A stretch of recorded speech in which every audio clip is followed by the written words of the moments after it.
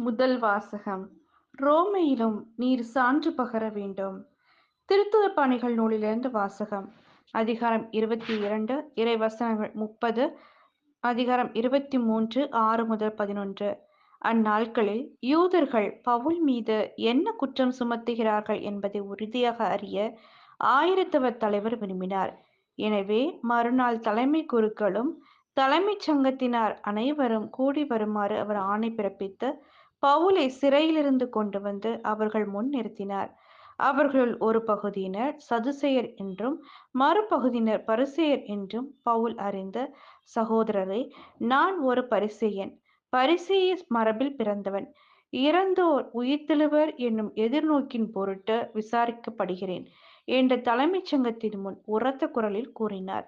அவர் இப்படிச் சொன்னபோது பரிசேயருக்கும் சதுசேயருக்கும் இடையே வாக்குவாதம் எழுந்தது. எனவே அங்கு திரண்டிருந்தோர் இரண்டாகப் பிரித்தனர். சதுசேய பிரிவினர் வானதுதர் உயிர்த்தெழுதல் ஆவிகள் ஆயின இல்லை என்று கூறிவந்தனர். பரிசேயர் இவை அனைத்தும் உண்டென ஏற்றுக்கொண்டனர். அங்கு பெருங்கூச்சல் எழுந்தது. பரிசேய பிரிவினைச் சேர்ந்த மறைநூல் அறிஞருள் சிலர் எழுந்து, இவரிடம் தவறொன்றையும் காணோமே, வானதுதர் ஒருவரோ ஓர் ஆவியோ இவரோடு பேசியிருக்கலாம் அல்லவா என வாதாடினார்.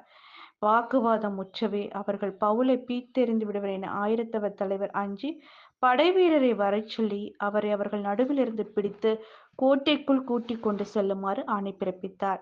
மறுநாள் இரவு ஆண்டவர் அவர் அருகில் நின்று, துணிவோடிரும், எருசலேமில் என்னை பற்றி சான்று பகர்ந்தது போல ரோமையிலும் நீர் சான்று பகர வேண்டும் என்றார்.